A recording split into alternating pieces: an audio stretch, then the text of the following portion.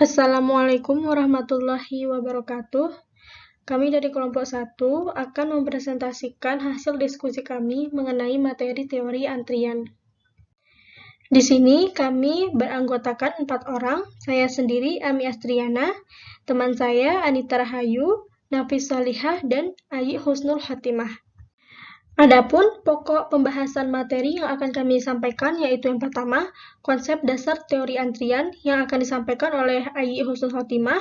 Yang kedua yaitu sistem dan struktur antrian yang akan disampaikan oleh Nafis Salihah. Yang ketiga yaitu model-model antrian yang akan disampaikan oleh Anita Rahayu. Dan yang keempat adalah model antrian dan aplikasinya yang akan disampaikan oleh saya sendiri yaitu Ami Astriana. Nah, sebelum kita membahas materi lebih lanjut, sebenarnya apa itu teori antrian? Teori antrian memuat studi matematika dari antrian atau garis tunggu, di mana garis tunggu adalah suatu fenomena umum yang terjadi karena permintaan sekarang untuk dilayani melebihi kapasitas sekarang untuk dilayani. Nah, lalu apa pentingnya mempelajari teori antrian ini? Nah, teori antrian itu sendiri pertama kali dikemukakan oleh A.K. Erlang pada tahun 1910 di Denmark, di mana pada saat itu A.K. Erlang meneliti tentang operator telepon yang mana mereka kewalahan melayani para penelpon di waktu-waktu sibuk, sehingga penelpon harus antri cukup lama untuk menunggu giliran untuk dilayani. Nah, seperti yang sudah dibahas sebelumnya, bahwa munculnya antrian itu dikarenakan kebutuhan layanan melebihi kemampuan dari fasilitas pelayanan. Nah, apa dampak dari antrian ini? Atau dampak dari kebutuhan layanan yang melebihi kemampuan fasilitas pelayanan? Dampaknya yaitu akan sering timbul antrian. Nah, dikarenakan seringnya timbul antrian tersebut, maka akan ada potensi hilangnya konsumen, sehingga menyebabkan perusahaan merugi. Nah, solusinya yaitu dengan menambah fasilitas pelayanan. Nah, dampak positif dari penambahan fasilitas pelayanan ini adalah mengurangi antrian atau untuk mencegah timbulnya antrian. Namun karena kita telah menambah fasilitas pelayanan tersebut, maka biaya untuk memberikan pelayanan tambahan akan menimbulkan pengurangan keuntungan bagi perusahaan. Nah, di sini contoh kasusnya itu pada saat kita ingin membeli bensin di SPBU. Nah, jika misalkan di SPBU tersebut terlalu banyak yang mengantri, maka kemungkinan besar kita atau konsumen itu tidak jadi membeli atau mengisi bensin. Nah, ini akan menyebabkan kerugian di SPBU tersebut. Nah, sehingga apa yang dilakukan pihak manajemen, yaitu pihak manajemen memutuskan untuk menambah jumlah alat pengisi bensin ataupun jumlah karyawan. Nah, dampaknya apa? Dampak dari penambahan karyawan atau penambahan alat tersebut yaitu bisa mengurangi antrian di SPBU tersebut. Nah, sehingga dapat kita ketahui bahwa pentingnya teori antrian itu yaitu untuk meminimumkan total dua biaya, yaitu biaya langsung atas penyediaan fasilitas pelayanan dan biaya tidak langsung yang timbul karena para individu harus menunggu untuk dilayani. Nah, untuk selanjutnya yaitu struktur dasar antrian. Bagian ini merupakan struktur dasar antrian yang terdiri dari sumber masukan atau input, kemudian antrian, pelayanan atau server, dan kemudian keluaran atau output. Nah, apa arti dari masing-masing komponen tersebut? Jadi, input adalah suatu populasi, orang, individu, barang, ataupun komponen yang datang untuk meminta pelayanan. Nah, sumbernya sendiri ada dua, yaitu finite dan infinite. Nah, apa itu finite input? Jadi dikatakan finite input ketika kapasitas antrian tergantung pada jumlah masukan yang dilayani.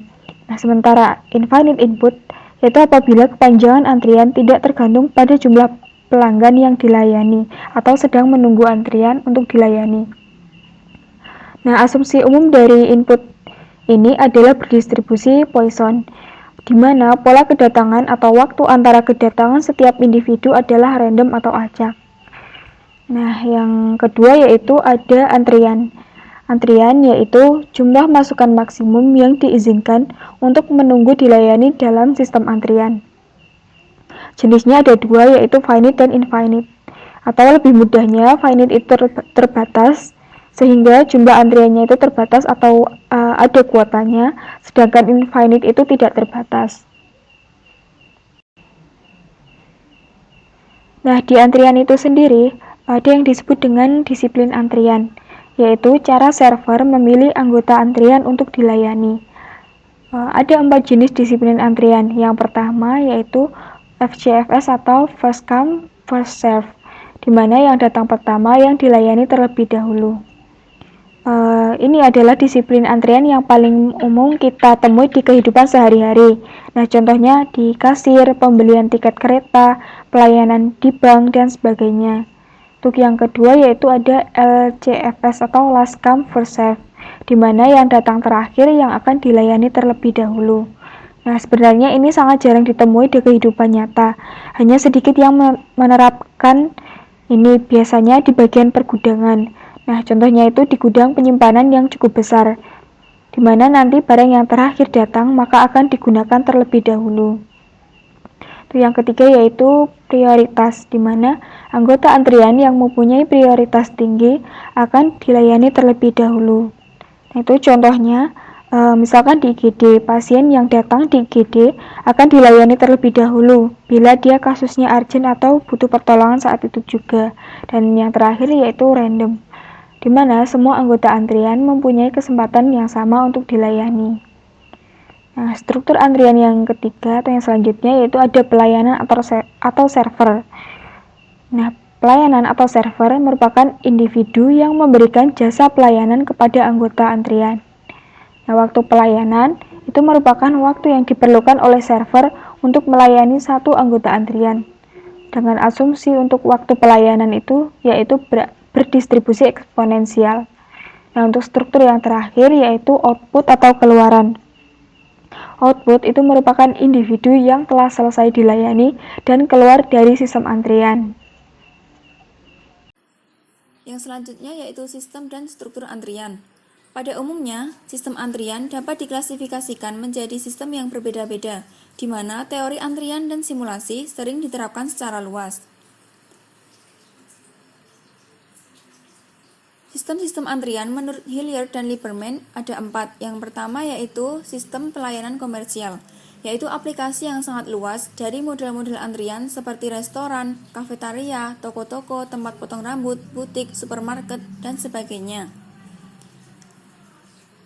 Yang kedua yaitu sistem pelayanan bisnis industri, mencakup lini produksi, sistem material handling, sistem penggudangan, dan sistem-sistem informasi komputer. Yang ketiga yaitu sistem pelayanan transportasi.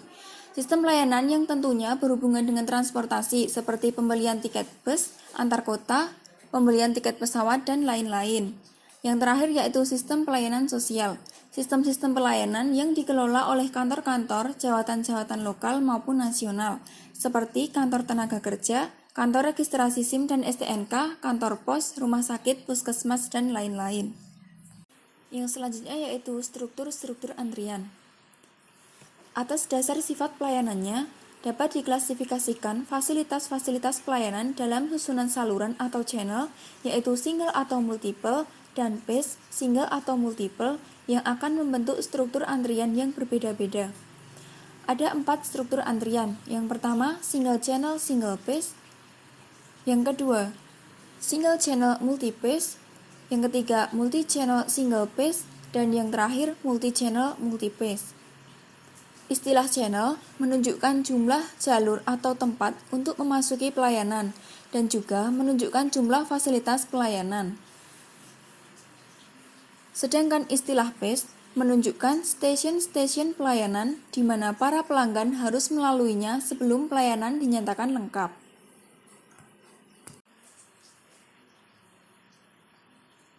Selain 4 model antrian, sering terjadi struktur campuran atau mixed arrangement yang merupakan campuran dari 2 atau lebih struktur antrian. Sebagai contoh, toko-toko dengan beberapa pelayan atau multi-channel, namun pembayarannya hanya pada seorang kasir, yaitu single channel. Struktur antrian yang pertama yaitu single channel single phase.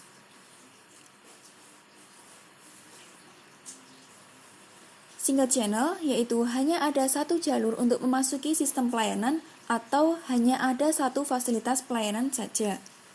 Kemudian single base yaitu hanya ada satu stasiun pelayanan atau sekumpulan tunggal operasi yang dilaksanakan. Contohnya seperti seorang tukang cukur, seorang kasir toko, antrian saat mengirim paket barang di JNE. Saat kita mengirim paket barang di JNE yang hanya ada satu petugas pelayanan saja, maka kita akan melakukan tahap pengiriman paket dan pembayaran atas pengiriman paket kita hanya kepada satu petugas tersebut. Setelah kita selesai melakukan pembayaran, maka transaksi dinyatakan selesai. Dikatakan single channel atau single base karena hanya ada satu jalur untuk pengiriman beserta pembayarannya dan hanya ada satu petugas yang melayani. Sistem ini adalah sistem antrian yang paling sederhana. Setelah menerima pelayanan, individu-individu akan otomatis keluar dari sistem. Struktur antrian yang kedua yaitu single channel multi-phase. Istilah multi-phase menunjukkan dua atau lebih pelayanan yang dilaksanakan secara berurutan, yaitu dalam fase-fase. Contohnya, lini produksi massa, pencucian mobil, tukang cat mobil, antrian saat pembuatan SIM di Samsat. Pada sistem antrian pembuatan SIM, pemohon harus melewati beberapa tahapan antrian yang panjang, yaitu mulai dari pendaftaran, ujian teori, ujian simulator, ujian praktek, administrasi, foto, dan yang terakhir pengambilan SIM. Dikatakan single channel multi-phase karena hanya ada satu jalur untuk mendapatkan SIM, namun melalui beberapa tahapan. Struktur antrian yang ketiga yaitu multi-channel single phase. Sistem ini dapat terjadi kapan saja dua atau lebih fasilitas pelayanan yang dialiri oleh antrian tunggal. Sebagai contoh, pembelian tiket yang dilayani oleh lebih dari satu loket pelayanan, potong rambut oleh beberapa tukang potong, pelayanan di bank dengan beberapa teller, dan lain-lain. Misalnya, saat kita akan melakukan pembayaran uang kuliah tunggal atau UKT di BRI, di sana terlihat ada 3 teller yang melayani nasabah. Saat setelah mengambil nomor antrian, maka nomor antrian kita akan dipanggil oleh teller setelah tiba gilirannya. Nah, di sana kita akan dilayani oleh satu teller saja, walaupun ada 3 teller yang sedang bertugas. Sistem antrian yang terakhir yaitu multi-channel multi-phase. Setiap sistem-sistem ini mempunyai beberapa fasilitas pelayanan pada setiap tahap, sehingga lebih dari satu individu dapat dilayani pada suatu waktu. Jaringan antrian ini terlalu kompleks untuk dianalisa dengan teori antrian. Untuk menganalisa sistem ini sering digunakan simulasi. Contohnya, seperti pelayanan kepada pasien yang akan melakukan operasi di RSUD mulai dari pendaftaran, diagnosa penyakit, penanganan operasi, penyembuhan, hingga pembayaran. Oke, untuk bab selanjutnya yaitu ada model-model antrian. Pada sistem antrian terdapat banyak model. Hal ini tergantung pada karakteristik dari sistem antriannya. Sebelum kita membahas masing-masing model, kita perkenalan dulu dengan dengan notasi yang disebut dengan notasi kendal. Karena terdapat pengelompokan model antrian yang mengakibatkan terdapat banyak variasi dari setiap model, agar kita bisa mengetahui ciri-ciri dari masing-masing model, maka akan digunakan notasi kendal atau kendal notation. Notasi tersebut seringkali digunakan dalam berbagai macam alasan. Yang pertama itu adalah alat yang lebih efisien untuk mengidentifikasi tidak hanya model antrian tetapi juga asumsi-asumsi yang harus dipenuhi. Alasan yang kedua yakni hampir semua literatur yang membahas antrian menggunakan notasi ini. Notasi kendal ini terdiri dari 5 huruf ataupun angka, di mana di setiap huruf ataupun angka itu memiliki arti tersendiri. Notasi 1 itu adalah tingkat kedatangan, artinya distribusi untuk tingkat kedatangan. Biasanya tingkat kedatangan itu memiliki suatu distribusi, yakni distribusi Poisson. Notasinya adalah M. Notasi 2 adalah distribusi untuk tingkat pelayanan. Biasanya tingkat pelayanan itu mengikuti distribusi Poisson, notasinya M juga. Notasi ketiga adalah jumlah fasilitasnya atau servernya. Jika ada 1, maka kita tuliskan M_1. Nah, 1 ini artinya servernya atau fasilitas yang melayani itu hanya 1. Tapi jika ada 2 atau lebih, maka notasinya adalah S. Berarti ini adalah 4 model-model antrian. Yang pertama itu ada model M_1_I_I. Yang kedua ada M_S_I_I. Yang ketiga ada M garing 1 garing I garing F, dan yang terakhir ini ada M garing S garing F dan garing I. Nah, untuk penjelasan lebih lanjut ada di slide selanjutnya. Model yang pertama ini adalah model M garing 1 garing I garing I. Pada model ini memiliki keterangan antara lain. Singkatan pertama yakni M itu menunjukkan tingkat kedatangan mengikuti distribusi Poisson. Yang kedua, singkatan M itu menunjukkan distribusi tingkat pelayanan. Singkatan ketiga yakni 1 itu menunjukkan mode antrian yang hanya memiliki fasilitas pelayanan tunggal. Terus singkatan keempat dan juga kelima I itu menunjukkan bahwa sumber populasi dan kepanjangan antrian adalah terbatas atau infinite. Jadi, dalam model ini, model yang kedua adalah model M garing S garing I garing I. Ini adalah sistem multi-channel single phase yang mempunyai antrian tunggal dengan beberapa fasilitas pelayanan. 2 atau lebih individu dapat dilayani pada waktu bersamaan oleh fasilitas-fasilitas pelayanan yang berlainan. Nah, untuk model yang ketiga ini ada model M garing 1 garing I garing F. Model ini identik dengan model 1 tadi. Terus perbedaannya terletak bahwa kepanjangan antrian pada model ini adalah terbatas. Kalau yang satu tadi kan tidak terbatas. Nah, kalau yang ketiga ini kepanjangan antriannya itu terbatas. Model yang terakhir ini adalah model M garing S garing F garing I. Model ini adalah ekuivalen dengan model 2. Perbedaannya itu terletak pada populasi. Kalau populasi di model ini itu terbatas. Terus kedua itu ada karena formulasi antrian dengan populasi terbatas sulit dipecahkan, maka tabel-tabel antrian terbatas itu telah digeneralisasikan untuk beberapa model yang berbeda. Yang terakhir ini, untuk dapat menggunakan tabel antrian terbatas harus diketahui nilai N dan M dan menghitung nilai X yang nanti akan dijelaskan oleh Ani. Sebelum memberikan rumus-rumus untuk setiap model yang mana nantinya akan dijelaskan oleh tim saya, berikut ini adalah daftar notasi dalam sistem antrian. Yang pertama itu adalah lambda. Lambda itu adalah tingkat kedatangan rata-rata. Terus ada per lambda itu adalah waktu antar kedatangan rata-rata. Ada itu artinya tingkat pelayanan rata-rata. Ada seper waktu pelayanan rata-rata. Ada sigma itu artinya deviasi standar tingkat pelayanan. Ada n itu artinya jumlah individu dalam sistem pada suatu waktu. Terus N bar Q itu artinya jumlah individu rata-rata dalam antrian. N bar P itu artinya jumlah individu dalam sistem total, yakni antrian dan sistem pelayanan. Ada T bar Q itu waktu rata-rata dalam antrian. Terus T bar T itu waktu rata-rata dalam sistem total, dan S itu adalah jumlah fasilitas pelayanan atau channel. Oke, untuk notasi selanjutnya ini adalah P, yakni fasilitas pelayanan. Q itu adalah kepanjangan maksimum sistem, yakni antrian plus ruang pelayanan. PN itu probabilitas jumlah N individu dalam sistem. PO itu adalah probabilitas tidak ada individu dalam sistem. PW itu probabilitas menunggu dalam antrian. Cost service itu adalah biaya pelayanan per satuan waktu per fasilitas pelayanan. Cost wait itu adalah biaya untuk menunggu per satuan waktu per individu. Cost total adalah biaya total. Di sini ada tujuan dari model antriannya. Pertama adalah menentukan suatu bentuk sistem biaya minimum atau keuntungan maksimum. Yang kedua ada menganalisa atau memperbaiki perform variable system. Yang terakhir itu adalah penentuan sensitivitas performance variable dalam menghadapi perubahan-perubahan desain sistem. Tujuan dasar dari antrian ini adalah minimisasi biaya, yakni biaya langsung dan biaya tidak langsung.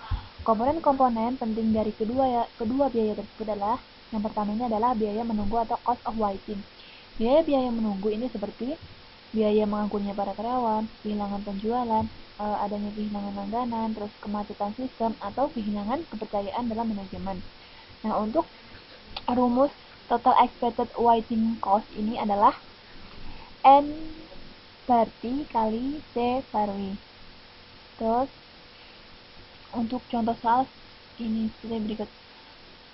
Bila cost white-nya sebesar 5.000 per jam per unit dan jumlah rata-rata individu dalam sistem yakni 5, maka total expected wiping cost adalah 25.000, di mana 25 ini dihasilkan dari 5.000 dikali 5.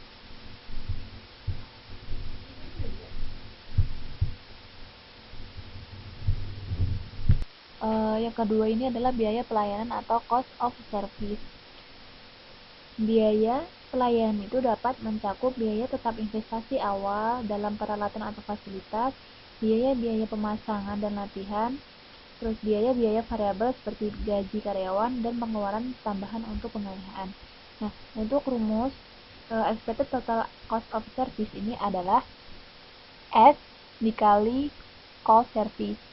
Sebagai contoh, misal cost service-nya 4.000, terus S-nya 3, maka expected total cost of service ini adalah sebesar 12.000. 12.000 ini didapat dari S dikali cost service 4.000. Jadi 3 dikali 4.000 sama dengan 12.000. Jadi untuk rumus expected total cost dari kedua biaya di atas itu adalah total expected cost sama dengan total expected wiping cost ditambah total expected service cost.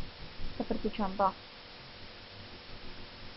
misal cost service-nya 4.000 per jam per fasilitas pelayanan, terus S-nya 3, terus cost white-nya 5.000 per jam per individu dan NT-nya 5, maka total expected cost itu sebesar 37.000. 37.000 ini dihasilkan dari 4.000 dikali 3 kan 12, terus ditambah 5.000 dikali 5, 25.000. Jadi 12.000 ditambah 25.000 hasilnya 37.000 per jam. Oke, selanjutnya kita akan meranjak ke model-model antrian dan aplikasinya. Kalau di sebelumnya model-model antrian itu sudah dijelaskan, di sini kita akan lebih menekankan pada aplikasinya, yang tentunya jika berbicara tentang aplikasi, kita akan banyak berhadapan dengan hitung-menghitung di sini. Kita mulai dengan model pertama ya. Nah, ini sistemnya sudah pernah dijelaskan tadi sebelumnya. Jadi intinya, model ini merupakan model antrian yang paling sederhana, tetapi memang mengandung beberapa asumsi yang memang harus untuk ditepati atau dilakukan. Seperti itu. Kita langsung aja ke contoh soalnya. Misalnya Ami memiliki sebuah restoran yang melayani para pelanggannya tanpa harus turun dari kendaraan mereka. Bahasa sekarangnya drive-thru. Saking ramainya pengunjung restoran Ami, beberapa pelanggannya mengajukan keluhan karena harus antri dengan waktu yang lama. Dan Ami pun berfirasat bahwa jika ia tidak mencari solusi dari keluhan pelanggannya, ia bisa saja kehilangan pelanggannya sewaktu-waktu. Nah, sekarang kita akan membantu Ami untuk menemukan sistem antrian yang tepat untuk restorannya menggunakan teori antrian. Misalnya ini yang diketahui tingkat kedatangan rata-rata pelanggan selama jam makan siang atau jam makan malam, itu waktu ramai ya, adalah 50 mobil per jam. Waktu pelayanan rata-rata untuk satu mobil adalah 1 menit. Sekarang kita akan menentukan. Yang pertama, tingkat kegunaan bagian pelayanan. Di sini kita akan mengukur tingkat rata-rata kesibukan bagian pelayanan dari seluruh waktu yang ada. Itu rumusnya adalah P sama dengan lambda per mu. Lambdanya sama dengan 50, mu-nya itu 1 jam sama dengan 60 menit. Sama dengan itu dibagi 50 dibagi 60 sama dengan 0,833. Jadi rata-rata bagian pelayanan sibuk adalah 83,33% dari seluruh waktu yang ada. Yang kedua kita akan menghitung jumlah rata-rata dalam antrian. Di sini kita akan menghitung berapa sih rata-rata mobil yang mengantri. Itu rumusnya lambda kuadrat dibagi dengan mu dikali mu dikurangi dengan lambda. Itu sama dengan 50 kuadrat dibagi dengan 60 dikalikan dengan 60 dikurangi 50, itu sama dengan 4,1667, atau bisa kita buatnya menjadi 4 mobil. Kurang lebih seperti itu. Nah, jadi rata-rata mobil yang mengantri dalam antrian tersebut adalah 4 mobil. Yang ketiga, kita akan menghitung jumlah rata-rata dalam sistem. Teman-teman yang bingung nggak sih, apa sih perbedaan antrian dengan sistem? Nah, intinya kalau dalam antrian itu ya berapa mobil yang mengantri gitu. Kalau rata-rata dalam sistem, berapa rata-rata mobil yang sebenarnya muat dalam sistem tersebut. Seperti itu. Nah, untuk menghitung yang ketiga, itu rumusnya lambda dibagi dengan mu dikurangi dengan lambda. Itu sama dengan hasilnya 5 mobil. Yang keempat, kita akan menghitung waktu menunggu rata-rata dalam antrian. Rumusnya mu, lambda dibagi dengan mu, dikalikan dengan mu dikurangi dengan lambda, itu hasilnya 0,0833 jam atau 5 menit. Nah, 5 menit ini didapat dari 0,0833 dikalikan dengan 60. Nanti teman-teman kalau mau lihat tuh hasilnya 4,9999 sekian, tapi dibulatkan aja jadi 5. Terus yang kelima, kita akan menghitung waktu menunggu rata-rata dalam sistem. Itu rumusnya lambda dibagi dengan mu dikurangi dengan lambda, hasilnya 0,1 jam atau 6 menit. 6 menit juga didapat dari 0,1 dikalikan dengan 60. Dan yang terakhir, kita akan menghitung probabilitas atau kesempatan dari lebih dari 1 dan lebih dari 4 mobil dalam sistem. Di sini kita rumuskan dulu masalahnya, itu P N lebih dari 1 sama dengan 1 dikurangi dengan P0 ditambah P1 dan P N lebih dari 4. P0 dan P1 ini artinya probabilitas, kalau P0 itu probabilitas tidak adanya mobil atau 0, ditambah dengan P1 probabilitas adanya 1 mobil. Rumus umumnya adalah Pn sama dengan 1 dikali dengan 1 dikurangi dengan mu dibagi lambda, itu sama dengan P, ini teman-teman bisa lihat di bagian A, dikalikan dengan lambda per mu dipangkatkan N atau P pangkat N juga bisa. Kita mulai menghitung, mulai dari P0 atau probabilitas tidak adanya mobil, itu sama dengan 1 dikurangi dengan 0,8333 dikalikan dengan 0,833 dipangkatkan 0, hasilnya 0,1667, begitu seterusnya sampai kita menghitung P4. Di akhir, kita kembali lagi ke rumusan masalahnya, tinggal kita masukin aja hasilnya. Di sini P, N lebih dari 1 itu sama dengan 1 dikurangi dengan P, N lebih besar atau kurang atau sama dengan dari 1, itu sama dengan 1 dikurangi dengan 0,1667 ditambah 0,1389 sama dengan 0,694 atau kalau kita bulatkan jadi 0,7. Dan yang probabilitas lebih dari 4 itu sama dengan 1 dikurangi dengan P, N kurang atau sama dengan dari 4 sama dengan 1 dikurangi 0,95983 itu didapatkan dari hasil penjumlahan dari P0 sampai P4 itu dijumlahkan, terus dikurangi 1 dikurangi dengan hasil penjumlahan yang tadi, hasilnya 0,4017 atau kalau dibulatkan menjadi 0,4. Nah, dari perhitungan ini kita dapat mengambil kesimpulan nih teman-teman, bahwa sebenarnya model antrian 1 itu cocok dengan restorannya si Ami ini. Kenapa? Karena probabilitas itu lebih dari 1 dan lebih dari 4-nya mobil itu masih 0, sekian. Artinya probabilitas atau kesempatannya itu bisa dibilang lebih kecil lah gitu. Jadi bisa dikatakan bahwa sistem yang dapat diterapkan itu sistem yang masih paling sederhana. Tapi kita bisa lihat di sini di tingkat kegunaan bagian pelayanannya mereka sibuk hampir 83,33% dari seluruh waktu yang ada.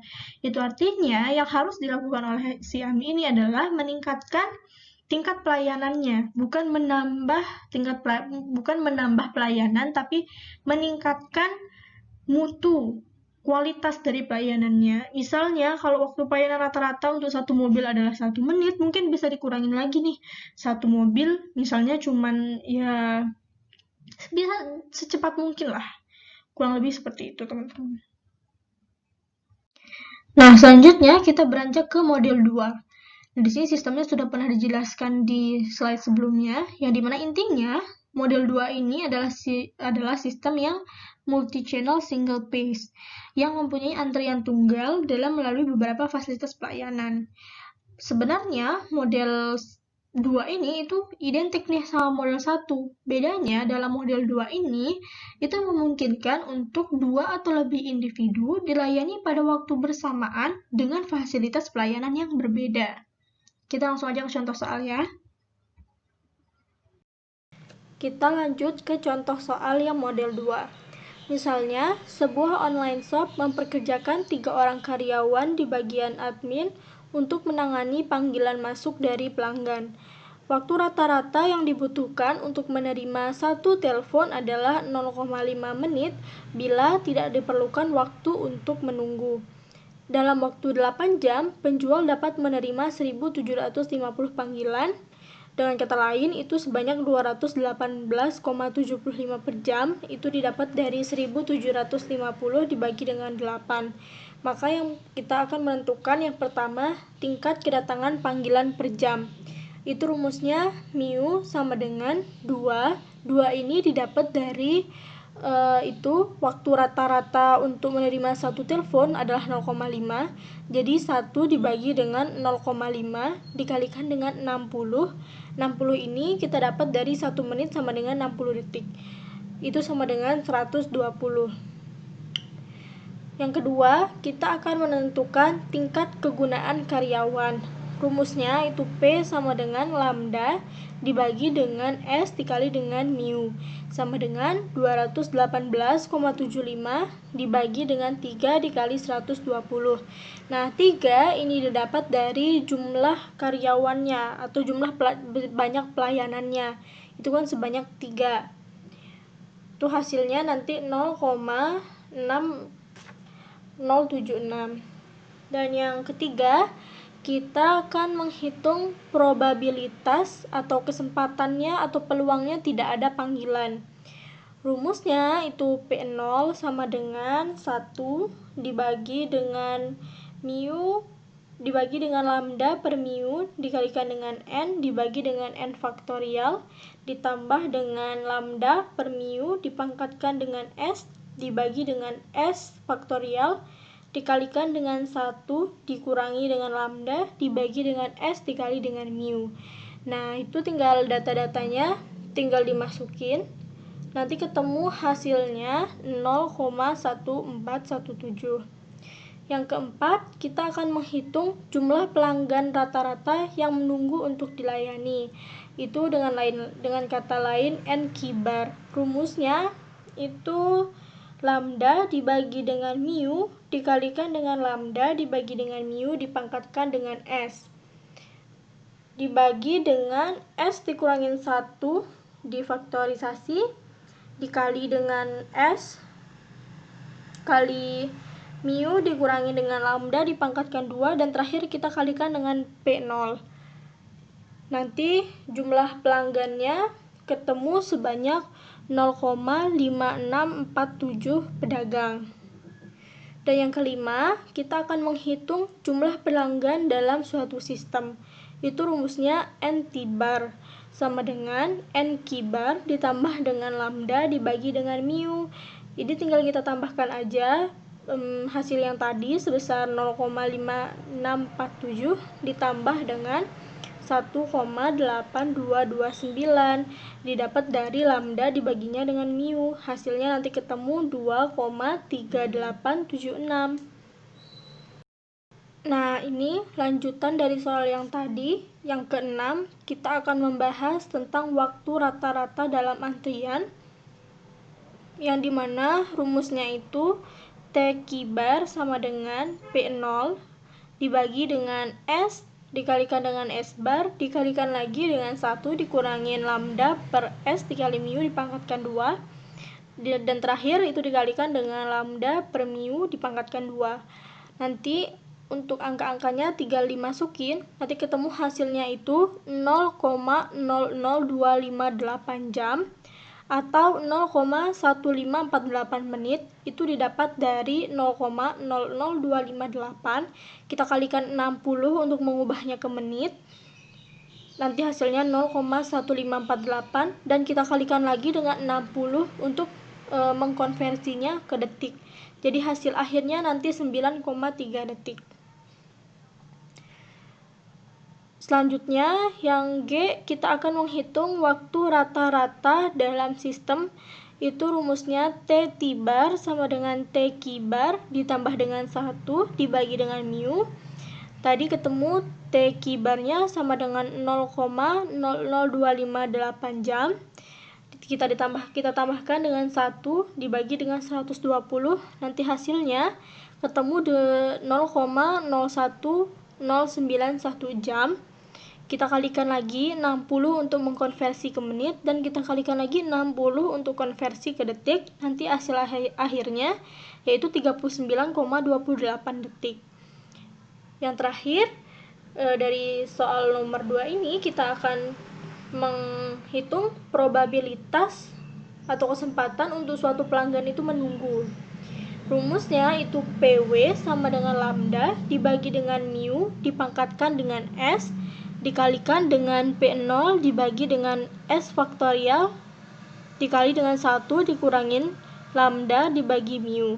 Hasilnya untuk angka-angkanya tinggal dimasukin aja. Nanti hasilnya ketemu 0,3646. Nah, ini soal berbeda tapi masih berkaitan dengan soal sebelumnya.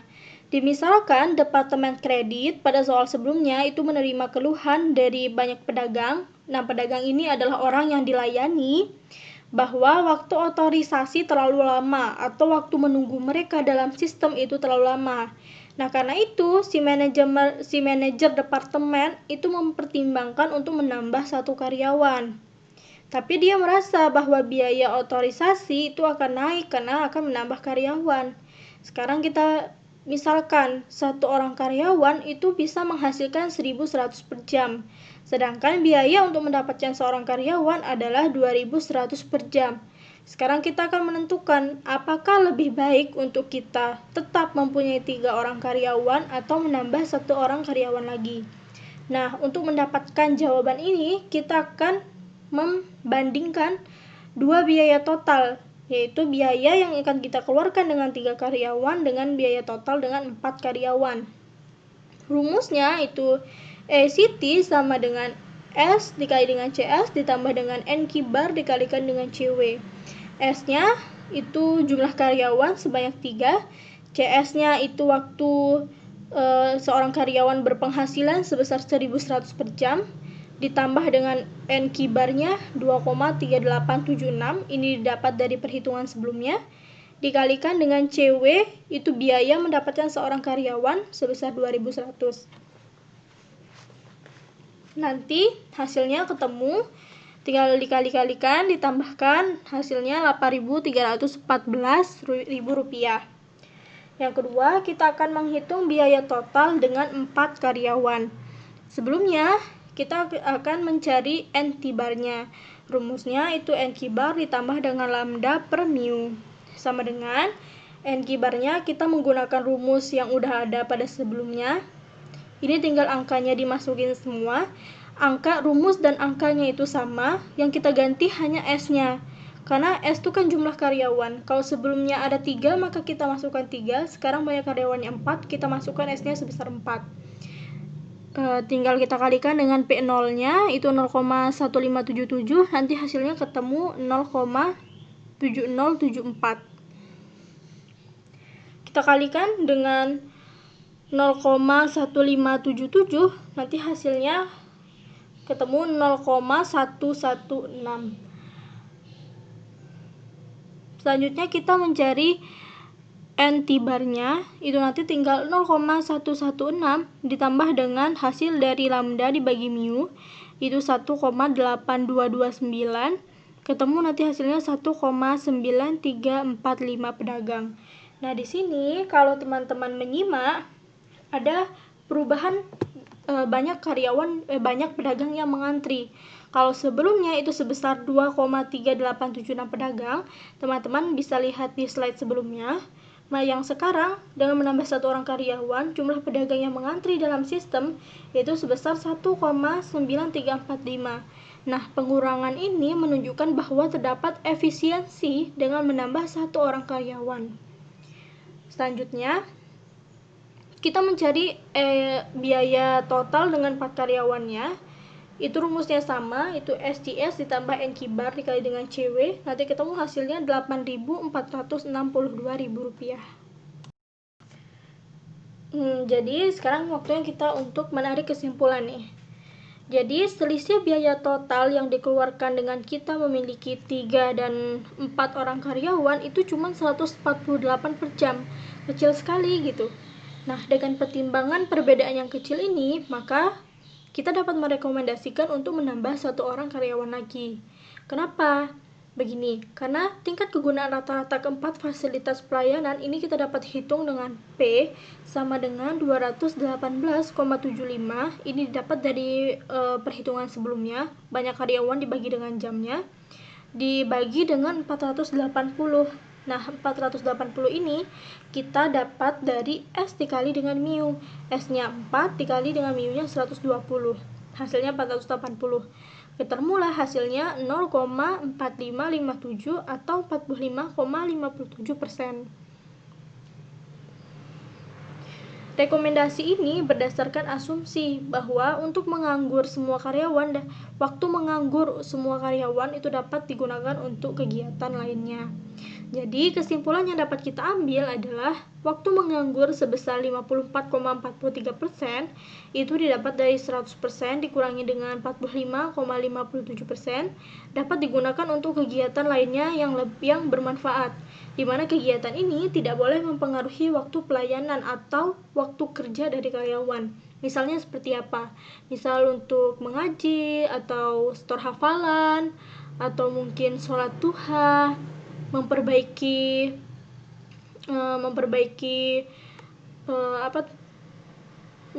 gudang atau memperbaiki stok-stok dan lain-lainnya. Seperti itu teman-teman.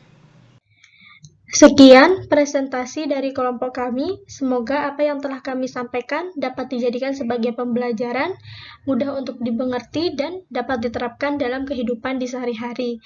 Terima kasih. Wassalamualaikum warahmatullahi wabarakatuh.